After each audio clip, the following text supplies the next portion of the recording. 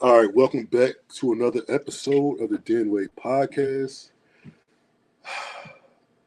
I got a real special, cool guest on today. I've been waiting a long time for her to join me and have a conversation with me on the podcast today. I actually got a chance to interview her husband, have a conversation with him. Uh, I don't know how long ago. Several months. Several months ago now. Paul Dominguez, and now we have Kristine Dominguez on, and I'm very excited about her having her on. And how you doing today? I'm great. How are you, Luke? I'm doing good. Sorry, I'm not a very good introducer to the podcast. Introductioneer. But I'm very glad to have you on the podcast. Thank you so much for inviting me. I'm looking to it. Yes, ma'am. Yes, ma'am. And I think we had our dates mixed up. And you know who mixed them up? Paul Dominguez. He's the one that mixed them up. I can't believe I was right and he was wrong. That doesn't happen very often. No, it does not. Not in his book, anyway. That's good. Well, I'm glad you're here. It's actually kind of cold outside today. It's freezing. I had to wear my heated gloves. I thought about wearing mine today. I'm not gonna lie to you. Oh yeah. And I got out the house and I was like, if it wasn't for me not wanting to turn back around and go back in the apartment, I would have grabbed them things today because it is cold outside. It is so cold, and it's going to be the next couple of days. I heard about that. I don't like that. Winter's not my favorite. No, mine either. It's not my favorite. Like, I don't need it burning up. Just give me like 75 degrees. And Perfect. I'm fine. Perfect. Yes, ma'am. Yeah. Yes, ma'am. So, Kristine, I'm gonna have a small talk with you for a minute. Where you from? Where were you born? I was born in Bethpage, New York, which is in Long Island. Long Island. Okay. Mm-hmm. And I lived there for 3 years before my family moved to Vermont. Okay. And I was raised in Vermont. That's where I spent all my coming up, high school, graduated from high school and college in Vermont. So what brought your family to Vermont? They wanted to change the pace. They didn't want to raise a family on Long Island because it wasn't very safe. Yeah, I definitely understand that. In Vermont, I've actually never been to Vermont. It's beautiful. What is there? It's beautiful. There's a lot of cows. There's a lot of hay. There's a lot of snow. We have foliage season is a huge deal in Vermont. What is it? Foliage. So when the leaves change, the colors are exquisite in Vermont. They just have the right blend. So we get people come up for our foliage and maple syrup. We make maple syrup. And Ben & Jerry's ice cream started in Vermont. Oh, I like Ben & Jerry's. I've got a cute little story about Ben & Jerry's. When I was in middle school, and I won't give the year at that point because I would be giving away too much. But after middle school, my brother and I would walk down the street to, it was basically an abandoned gas station that Ben & Jerry bought. Okay. And we went and got our Ben & Jerry's ice cream before they were big. And Ben & Jerry were scooping. Oh, wow. Oh, yeah. There was nobody at that point. Wow. So, yeah, I had plenty of Ben & Jerry's ice cream when they were coming up. I like that a lot. So, how many siblings do you have? I have one brother. One brother? One brother. No nieces or nephews, unfortunately. He decided not to have children. But wow. You have children, right? I do. I've got 2 adult children. One is 35. Her name's Amanda. Okay. And then my youngest is 27. Her name's Anna. Okay, so you had girls. I did. No boys, just no girls. No boys. I wish I had boys instead of girls sometimes. Oh, my gosh. I heard that. So how long did you live in Vermont before you moved? I mean, obviously you moved because you're here in Tennessee now. So I probably moved. I know when I moved. I moved in 2004. Okay. To Southeast Georgia. I got a job to commute me to relocate me to Southeast Georgia. We wanted to get out of the cold. Oh yeah. We had a horrible winter that winter. Mm-hmm. There were less than 10 days that were above zero that winter. Oh wow. I mean, cold. Wow. And you feel so claustrophobic. You're stuck. Mm-hmm. You know, you can't get in and out of your driveway because it's icy and you can't shovel it out. You just feel like you're trapped. That does not seem good. No. Even when being in a wheelchair, I hate the snow. I don't want to get stuck in the snow. You feel like it's easy to get out, but it's like you do get stuck. Yeah, you do, for sure. You know, and my family's from Detroit, so I lived in Detroit for a while, and when I was younger, and then Germany, and then Maryland, and then now I'm here. No, is your dad in service? Is that why you're in Germany? Yes, ma'am. Wow. Yes, ma'am. Did a bomb holder, and then came to moved to Maryland to Aberdeen Proving Ground, Edgewood Proving Ground. Which I didn't know. I was talking to Joe Lessing. Oh yeah. He was in Edgewood Proving Grounds for a while. Okay. So he's a neat guy. Yeah, he is a neat guy. I love having a conversation. I had him on the podcast. Oh, good. Oh, he'd be great for that. Yeah. So I had him on there talking about cigars and things like that. So he told me that. I was like, oh man, I didn't know that. So, but I think here, and even now, I'm like still cold. I'm not used to the northern winter anymore. So well, I'm not either. Yeah, I mean, I've lost all my winter abilities. I'm freezing and I don't like it. It's the wind. It's when the wind hits that it's really bad. Because some nights, the other night it was cold, but the wind wasn't blowing. It's like, this is doable. Tolerable, I like this. That wind start blowing, it's just like, oh God, like it goes right through you. Yeah. Do you have any cold rituals? Do you like hot chocolate? Oh yes, I start a fire in our living room and have some hot. Paul makes amazing hot cocoa. Oh, he's got this little blend that he puts together. Sometimes he puts a little Bailey's in there as well. And I've got this chocolate liqueur that we bought in Curacao when we went on our cruise last year. It's the same people that make blue Curacao. You've heard of that, right? The blue liqueur. But this is chocolate. And you can only get it in Curacao, so you can't buy it in the States. Oh, wow. And it is so good. So tell me about the cruise. I remember when y'all went on the cruise. How was the cruise? It was amazing. It was amazing. Neither me or Paul had ever been on a cruise before. Okay. And it was spectacular. I had the time of my life. That's good. I went on one before, and I definitely enjoyed myself. I went with my family, and definitely enjoyed myself. I would do it again. I don't know if I want to spend 7 days with your family. Yep. But I enjoyed myself. But well, we've got 2 more cruises coming up. I'm taking a cruise the end of January with my oldest daughter. Okay. Just her and me. I can't wait. We are going to carry on and be such idiots. I can't wait. And then Paul and I are taking a cruise the first week in April. Wow. So y'all won't be here for my birthday. Oh no! When's your birthday? April 7th. Oh my gosh, we will be gone. Yeah. And I remember last year you got me some coffee. Yeah. Oh man, I sure do. I love that coffee. That coffee lasted me a long time. Good. I was like, that was my favorite present out of all the things. I get cigars and everything. I'm like, I like that coffee. Oh, I'm so glad you did. And I had to go get I wasn't used to buying just the beans. It was always grounded up, so I had to go buy a coffee grinder and everything. And now it's like, I feel kind of fancy with my coffee. Well, there's nothing like fresh ground beans. Yes, ma'am. It makes a difference. Yes, it really does. You're definitely right about that. It's much fresher. So, all right, I'm getting off course. That's all right. So living in Georgia, you said you got your job. Yeah, I lived there for about 10 years. Okay. And then my boss in Georgia moved to Chattanooga, and he offered me a job because I was working myself crazy. I was a nurse manager, and I was working 70, 80 hours a week. So he asked me to come to Chattanooga and be a palliative care coordinator. I was just an RN at that time. So I did that and went back for my nurse practitioner degree. Okay. And so I've been a nurse practitioner since 2017. So that makes it what? Don't make me do math. 6, 7 years. Look, you bad at math. How many worse at math? So I went back to school because palliative care was really a great niche, and I was doing everything anyway. Yes, ma'am. Except writing for meds. Okay. And I'm like, I can do this. Yes, ma'am. I'm like, I'm gonna go to school for this, and I have been so thrilled. Paul was tremendous helping me get through school. Yeah, he's a good guy. He's a good. I don't know. He likes a lot of people to know that. I know. No, you're absolutely right. You're absolutely right. But I just cherish him. Yeah, I know he thinks the world of you and everything like that. I see his face when he talks about you. Yeah, it loves it. I think the world of you. Thank you. You know, as well.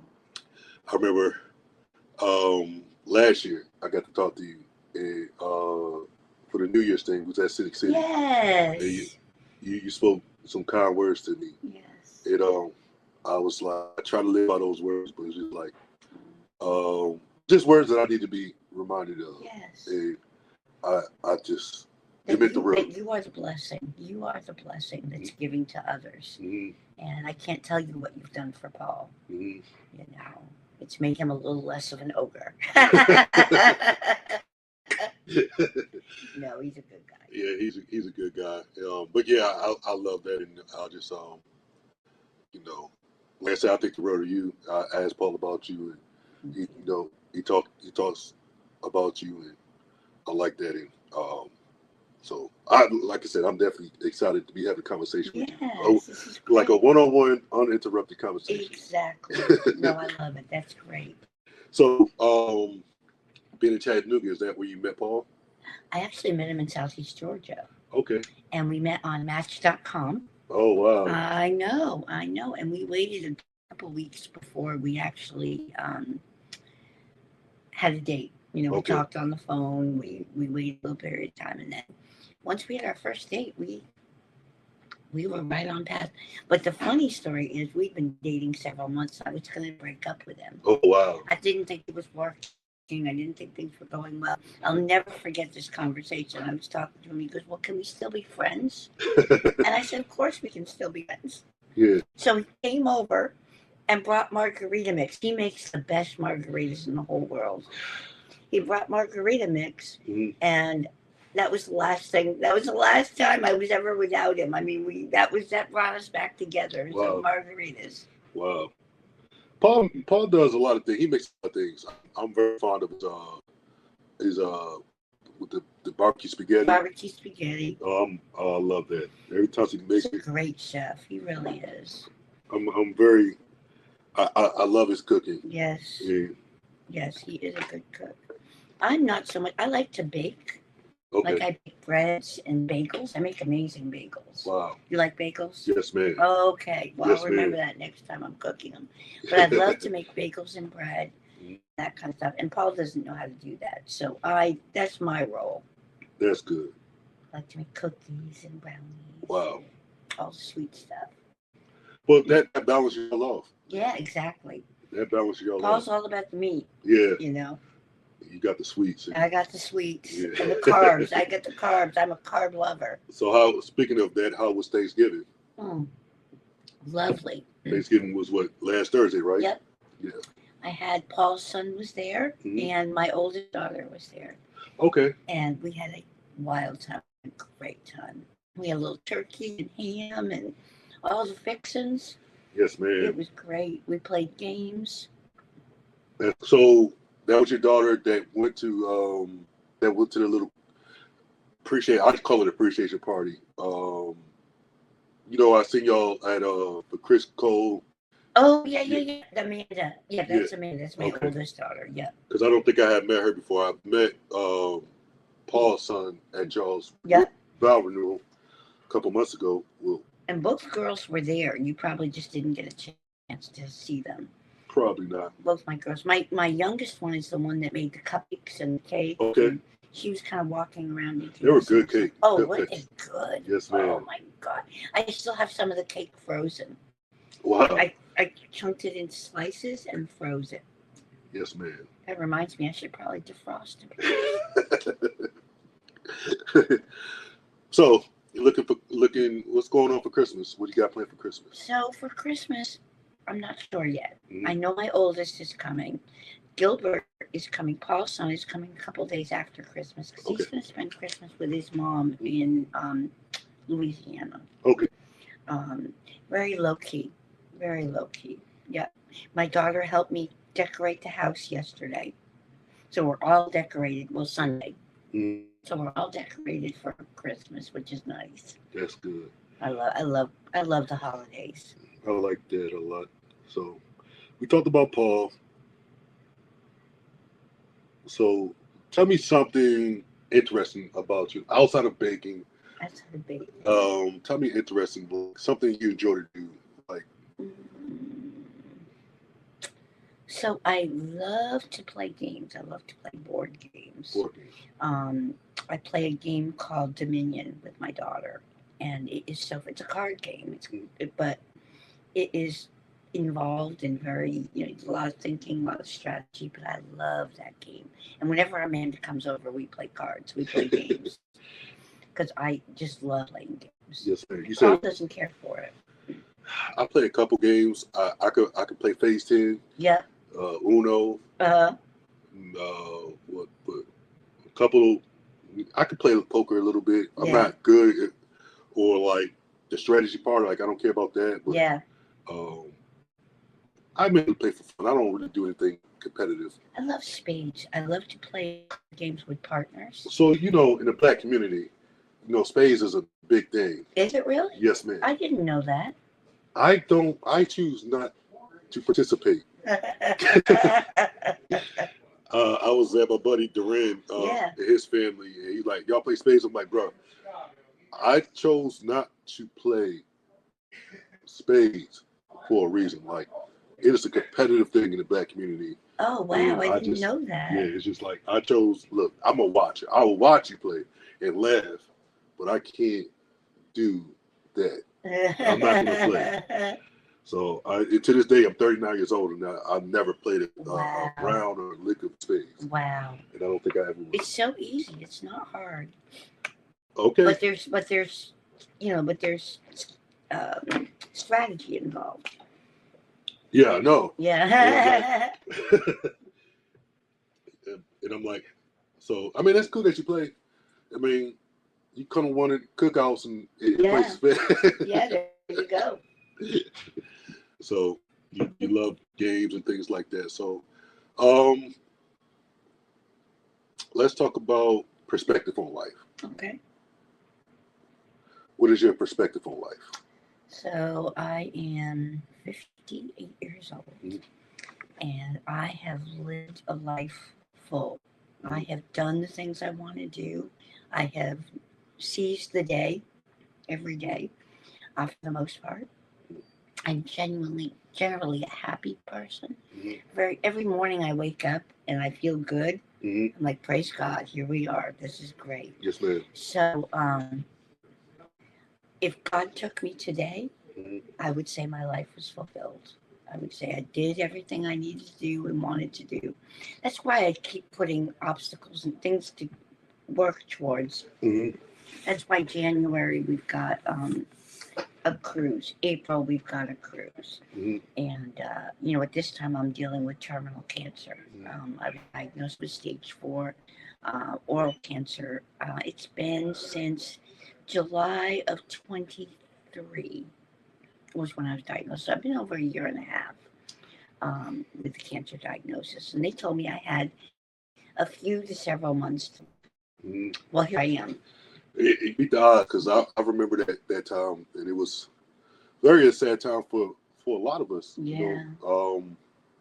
Because a lot of us know you, and a lot of us think the world of you. Yeah. It's just and I feel like I just pretty much got to know, like, introduced to you, and then it was like, oh God, like, and so it was just like, it was hard. I prayed a lot for Paul at that time. I'm so glad. He needs all the support he can get. I prayed a lot for you, but for peace mainly. Yeah. But I prayed a lot for Paul because I know how much Paul cares and loves you. And I was just like, it was hard. And I'm not an emotional person, but like when I see people like raw emotion like that would make me emotional. I beg to differ. I think you are an emotional person. I think you are very sensitive and very empathic. I don't agree with that. I like this about emotional person. You sound a little tougher. I'm going to call BS on that. But I like to try to hide it, but sometimes, you can't hide it. No. And I think it's good to be able to show people your vulnerable side. I'm trying to. In life, I'm definitely trying to, because it's definitely tough to be tough 24 hours a day. It is. It is. And So, but that's kind of my perspective on life. I'm thankful for each day, and like I said, I'm ready when the Lord is ready for me. Yes, man. I mean, that gives me comfort because I see you always doing something, and you know, and this is one of the reasons why I started the podcast, because just because life has dealt you a bad hand doesn't mean that you need to give up life and Absolutely. keep on and to live life like it's your last. Well, I tried to do some volunteer work. I actually did some volunteer work for the Trump campaign. Okay. And helped run the Trump store. Okay. So it was for the Republican Women's Society. And so I was involved with that. I worked for the Samaritan Center. Okay. Helping them with clothes drives, but I found that it was very hard. It was very hard on my body after I did it. I'd do a couple hours of folding clothes, and I'd spend a couple days recuperating from all that work. So I dropped out of the Samaritan Center. I'm still involved with the Republican Women's Society. I love it. It's a lot of fun. It's good. It brings joy. It does. So that's good. So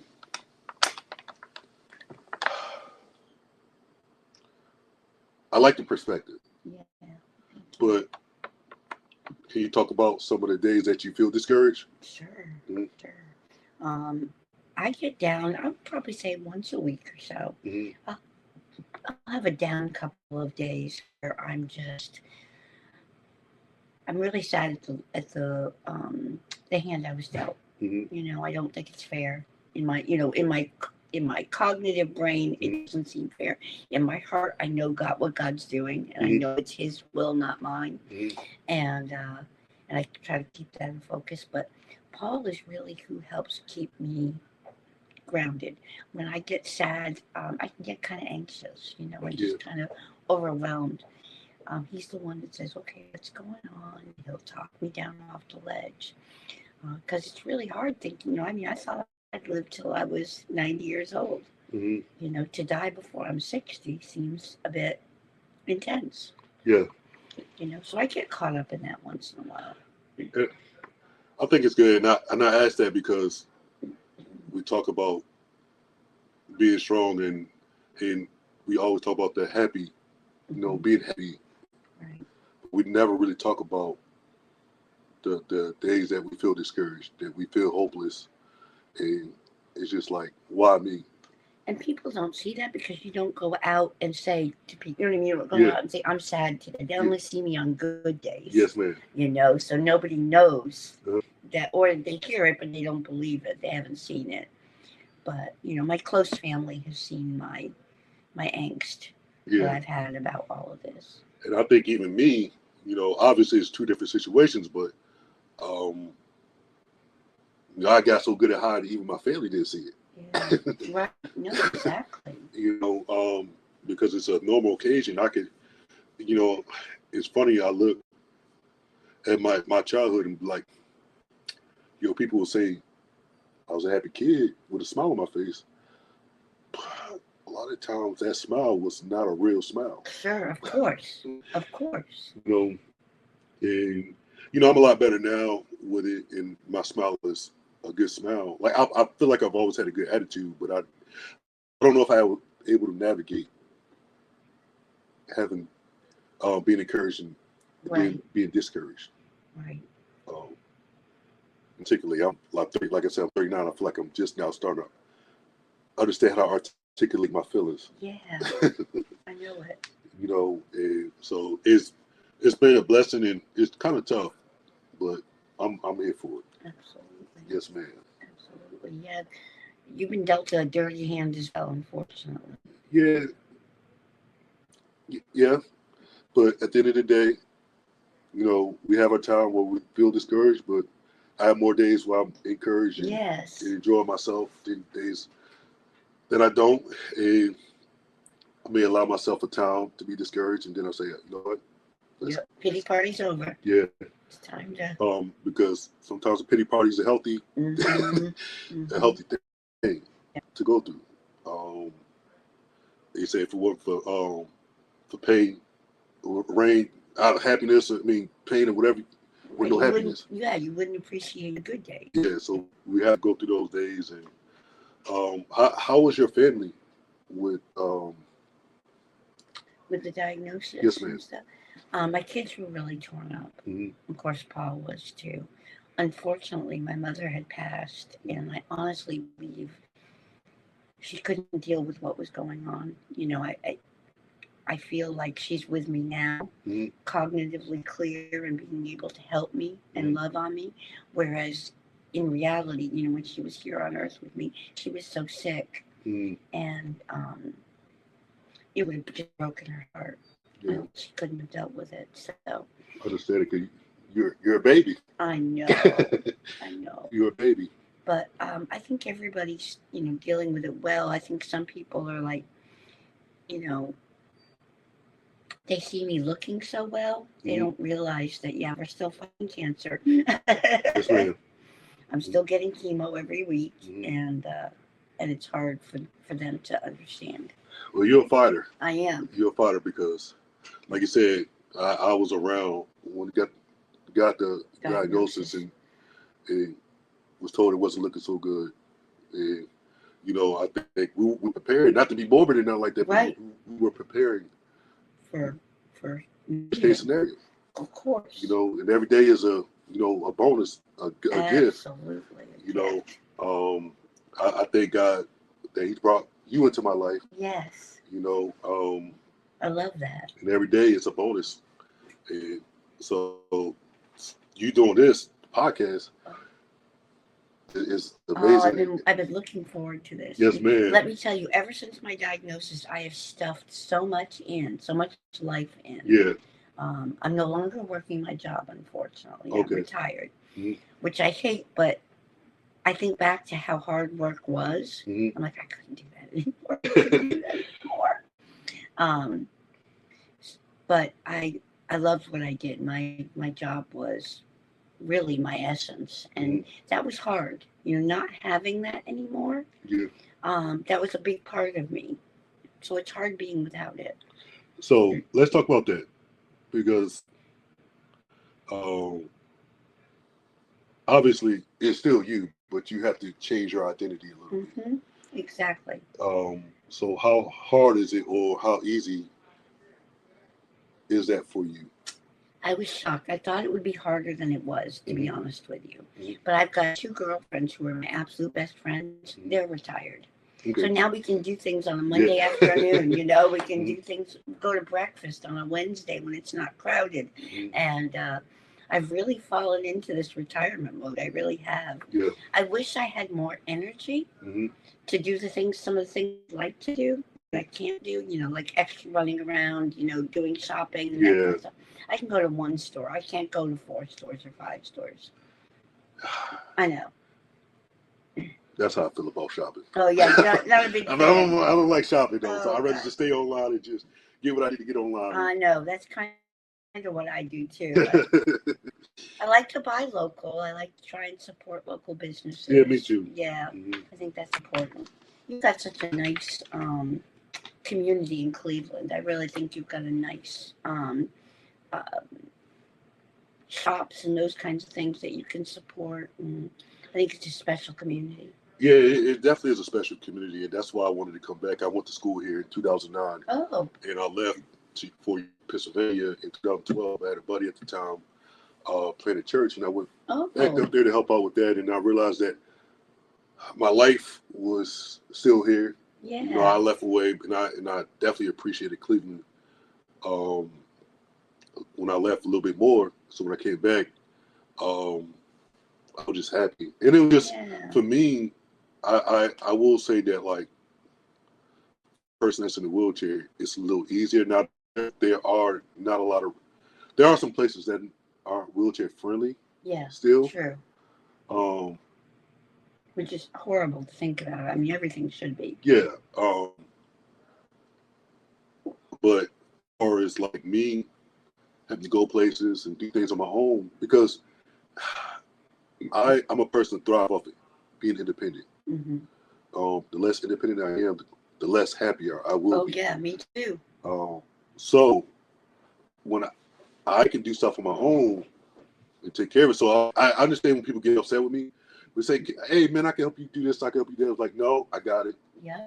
Let me go ahead and do it, because if I don't, I may get it. I will get used to you helping me out, Right. and I will depend on you. And I don't want to. I really don't want to depend on anybody. Right. I know I have to depend on people sometimes, Right. but I don't really want to depend on anybody at the end of the day. I completely agree. I enjoy being independent. I just enjoy it. Yeah, of course. So being in Cleveland is probably one of the best things for me. Like, the cigar people here, like my family. Yeah, they are. Laugh and joke, and get mad at each other, and but this is my family. There's some strong opinions here, though. Yeah. Oh my heavens! And usually I don't engage in a lot of opinions, but sometimes I will. But I'm most of the time I'm just laughing because it's funny. Well, I'll tell you, my first time walking into a Koi Cigar Lounge, I thought, I'm walking into a big hug. Mm-hmm. The seats were so comfortable, and the people were so welcoming and engaging. Mm-hmm. I just love it here. It is a very special place. Yeah, it is. It's a very special place that I enjoy. I remember when I say it's like Cheers. Yeah, Norm. Yeah, and when I used to come in here, especially when I first started coming in here, because now I come here every day, but before I'll come in maybe like twice, a week. And Gilbert, he's sitting right there. Yeah. And other people wave to you, and it's just it was cool, and it made me feel special. So so I was like, man, I like to come here and be here more. Yeah. And I started doing that, and I love it. Absolutely. Absolutely. Well, I know Paul looks forward to seeing you every day. For sure. I always try to make it here. Yesterday I didn't get here. I know Paul wasn't going to be here yesterday, so I was like, I'm going to come a little later on. Because I sit there and talk to Paul sometimes. Sometimes it's just me and Paul here. For sure. And I get a chance to talk to him, and I get to be a little selfish and get all his time. Absolutely. He's a great guy to talk to. He's got lots of wisdom. Mm-hmm. He really does. I like I said, it's one of my favorite things to do. Talk to Paul. The days that he works, and especially on Thursday, it's like, man, I'll see you next weekend, man. Have a good weekend. Yeah. And, but Paul's been a blessing to my life. So glad to hear that. Yeah. Me too. Me too. Yes, ma'am. I didn't know it was possible to love somebody as much as I love my husband. Yeah. That's a exciting and a scary thing. Mm-hmm. A scary thing. I to like love somebody that much, it feels scary to me. Really? Because then I don't know. I don't think I loved anybody that much in my life outside of my family. Yeah. And the worry, the what are they doing? And I don't get to see my family that much, but I love them all. Right. To death. But to love somebody, I don't think I've ever did that yet. And I just think it's a scary thing. Mm-hmm. But I'm there for it. Sure. I'm there for it, and I want to. But I don't know. Does that make any sense? It does make sense. Well, it's scary to be so vulnerable. Yeah. You really open yourself up to someone who could hurt you. Mm-hmm. And that's hard. I thought I know I was in love with my first husband. I know I loved him, but never like this. Mm-hmm. And it's gotten better and better as the years have gone by, which is what's neat. We've just kind of deepened our relationship. Mm-hmm. But we work on it, Yeah. That's the key. We work on it. We're open. We're honest with each other. When something's upsetting us, we work through it together. And so you guys are good with communication. I'm very good with communication. Sometimes he's not. When he gets angry, he shuts down. Yeah, I understand that. And stops talking. I understand. That's been me for years, or anything. It's just like, sometimes I have to process things. Yes. And I've been going to therapy. Oh, good. For I think almost 2 months now. Oh, good. So that's helping me out a little bit and to think about things and not to shut down. So when my therapist asks me a question, I have to take a minute sometimes. I don't know how to answer that question. You may have to give me like a minute to like try to figure that out, because some things I may have not processed yet. And if you ask me a question that I have not processed, right, it's hard for me to answer that question. right. But I definitely enjoy my weekly talks with my therapist right now. Yes. Is helping me be better, and I feel lighter at the same time. Talking about some things, and even things that I just know that was an issue. Sure.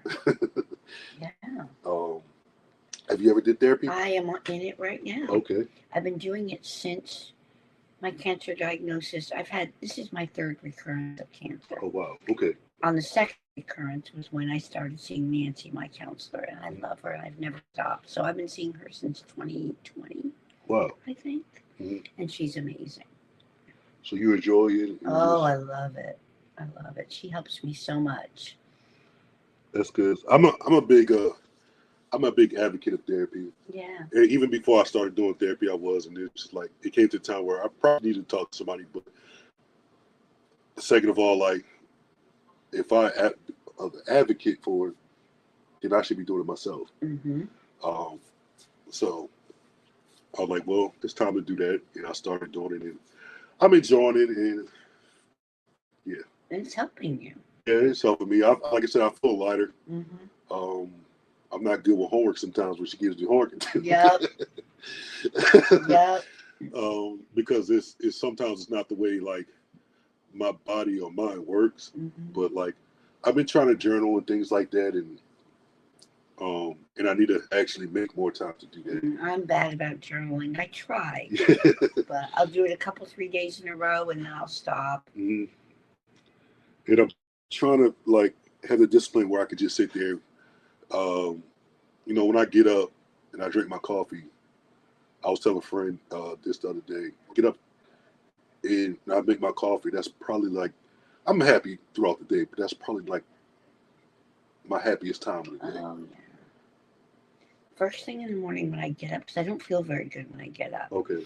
So I have to take my medications. I take all my medicines, Mm-hmm. and I have a big cup of coffee, and I have a solitaire game that I play. Okay. And it takes me about 45 minutes to run through the solitaire games, because there's like 7 of them that I do. And I do it every morning, and just that grounds me. I do my solitaire while I'm waiting for my medicine to start working, and I drink my coffee. Okay. And by the time I'm done with all that, I'm feeling good.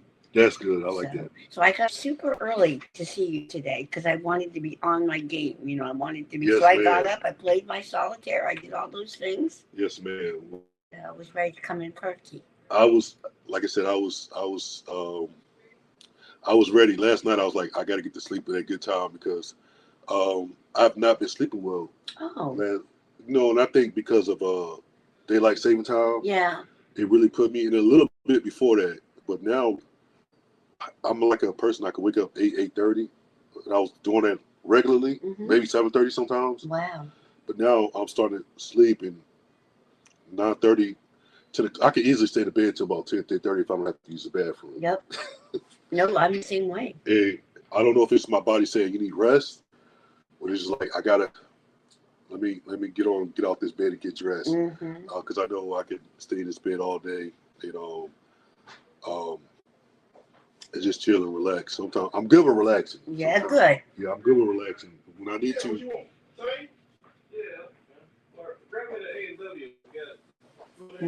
People talking a little bit. We are at Cigar Lounge. That's true. So now I forgot what I was saying. You got to remember. Oh my gosh, we were talking about staying in bed when we're rolling out of bed. Yeah, rolling out of bed. And I just I know. I think that the mornings are probably my best time to like be creative. Oh, really? Yeah, I think so. If I get a topic, so if I want to talk about happiness, yeah, like that's why I'm just trying to do like keywords. Like I don't feel like I talk well. That's why I never pursued this career, but a preacher. Oh yeah.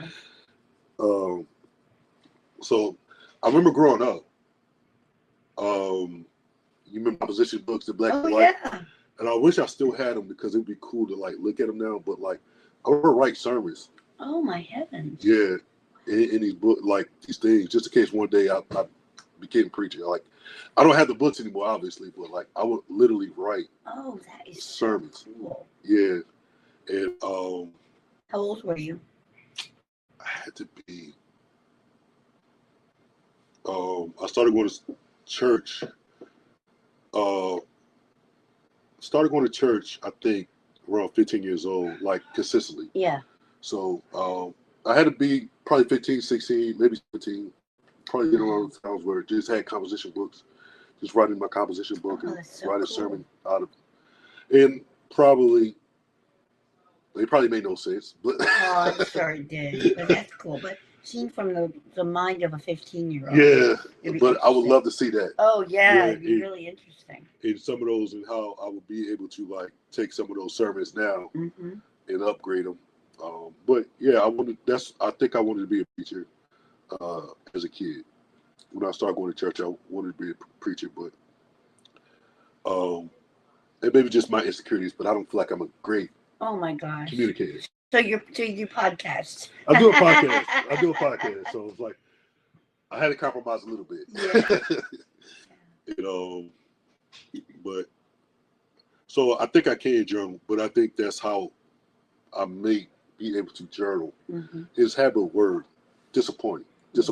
What does that mean to me in this moment? Or I like cigars, so I'll write something on cigars. So I have to I'm trying to figure out how to be consistent with journaling and still keep it myself. Right. And authentic. Right, absolutely.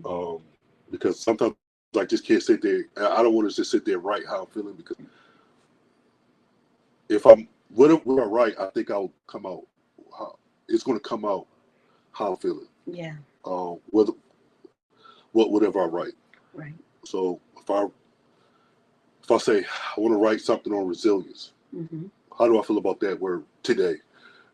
I think how I'm feeling is going to come out in that journal entry. So I'm just trying to find ways to make it more authentic for me. Yeah, for sure. Like that. So I haven't been very successful in journaling. I've done it for little bits of time. Several, every other month or so, I'm like, okay, I'm going to hit this journaling thing again. Yeah. And I mean, I'm just trying some things new in life, and that's a new thing. Yeah. I've never tried it. I know people that journal, and it's helped a lot of them out, and it helped. And you may never read what you write, but just the act of putting it on paper. So that may be truth, because of my podcast, I never actually listened to my podcast over again. Really? Like, there's only a couple times where I've listened to podcasts, like went back and listened to a podcast, but I really don't do it. And I think in some ways this podcast is kind of my journal sometimes. Right. I tell a little bit of my story. You tell a little bit of your story now. But I really don't go back and listen to a lot of my podcasts. Yeah. I get that. But I don't know. It's just maybe, I don't know why. Not really big on my voice. People say it's a nice voice. It's a nice voice. It's just like, I don't like to hear myself talk. Yeah. I understand that. I don't like to hear myself talk, but that's fine. So I'm going to put in your quote. You have any questions you want to ask me? I have lots of questions I'd like to ask you. Give me a couple questions. So when did you have to start using a wheelchair? So I used a wheelchair, I think, growing up. Like, I always had like muscle weakness, so I got tired fast. But I think I got my chair at I don't even know the time date. Sometime in Germany, so I had to be like 6, 7 years old. Oh, sure. But I still could do some walking. But when I was in ninth grade, I had scoliosis. So I had to get back surgery, and that put me in a wheelchair permanently. Oh, wow. So I had to be 14, 15 years old when that happened. Oh, wow. Yeah. I didn't realize you've been dealing with it for so long. Yeah. Yeah, it's been a while. Have you had any complications from, from your disease? Have you had, skin integrity issues or, developing wounds, anything like that? With that, no. Good. No, I haven't. Because I can transfer in and out because I'm still not paralyzed. Yeah. So I can't get in and out. Like if I need, I can move more. Mm-hmm. And I can adjust myself. And okay. So that does work out. But no, I haven't dealt with that. Okay. That's great. Yes, ma'am. That's great. It definitely is, and we can always look at the brighter side of things. Absolutely. Yeah, because it could be worse. Well, where do you see yourself in 5 to 10 years? Where do I? That's a good question.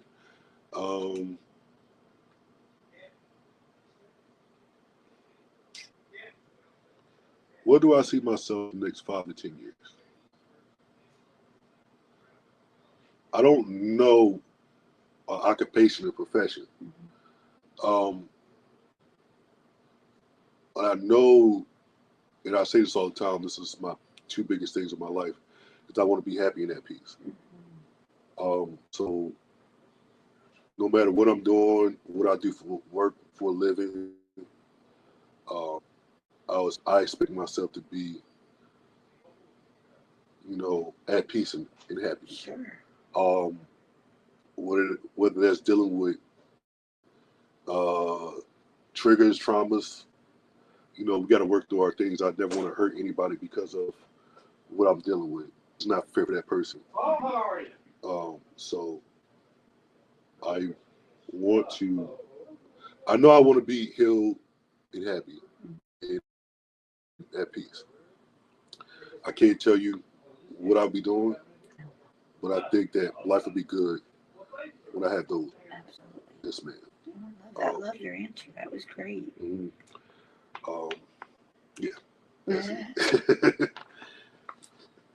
Yeah. This was my living when I did palliative care. Mm-hmm. A lot of what I do in my appointments is ask questions. Okay. And truly be an open listener and just there's an acronym WAIT. Why am I talking? Wow.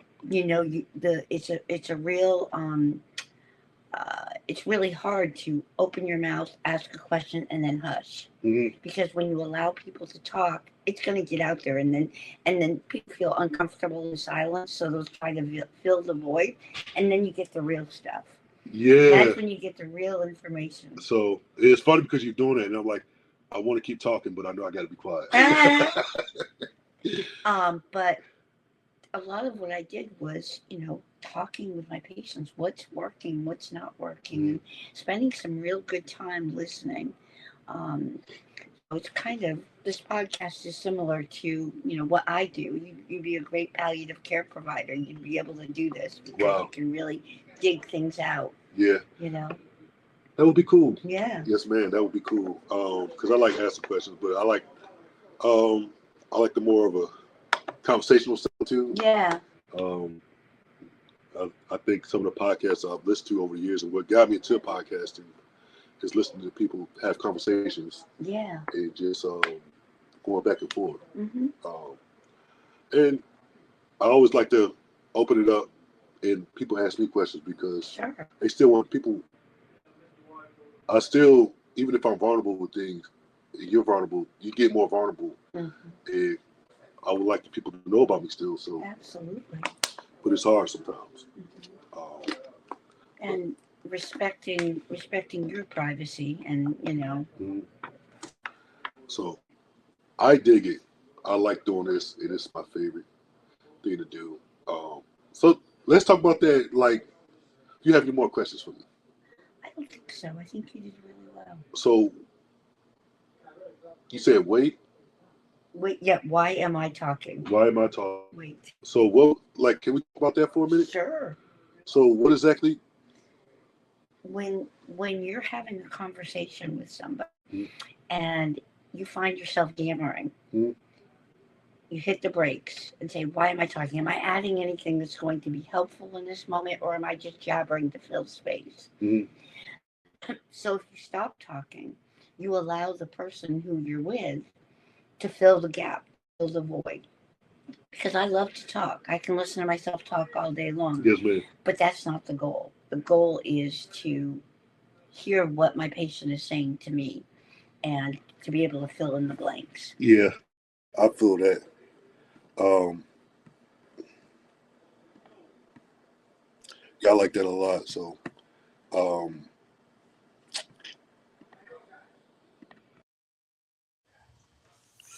yeah. So, um, I need to. I want to like think about that for a minute. Like, how am I talking? I don't know if I have the gift of gab, but I wish I did. Yeah. So, but I like to have people talk more than I talk. I feel like the conversation goes and flows more when they're talking. I can add things in. I think they could be more impactful things. I think you're a very good conversationalist. Well, I try to be. Yeah. I appreciate that coming from you. It's true. No, it's true. I think because there's a lot of empathy behind what you do. Mm-hmm. I mean, you're not asking questions to just ask questions. You're asking questions because you really care. Mm-hmm. You know, and there's not a lot of people, not everybody does that. Yes, ma'am. You know, and so that's what you can tell, you can feel it from you. Mm-hmm. I mean, when I first met you, I'm like, oh, this is somebody I've got to get to know. Because you are very warm and genuine. Mm-hmm. And that comes through when you speak. Yes, ma'am. I try and thank you. I appreciate yeah.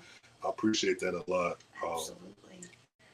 We all want it down. And like I said, I definitely enjoyed you being on the show. Thank you for having me. It's been great.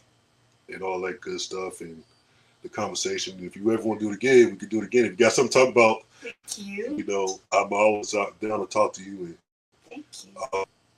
Before we leave, do you have any more questions or anything that you want to leave to the? I just think what you're doing is amazing, and I am so happy to have learned more about you in this last hour. And thank you for asking me.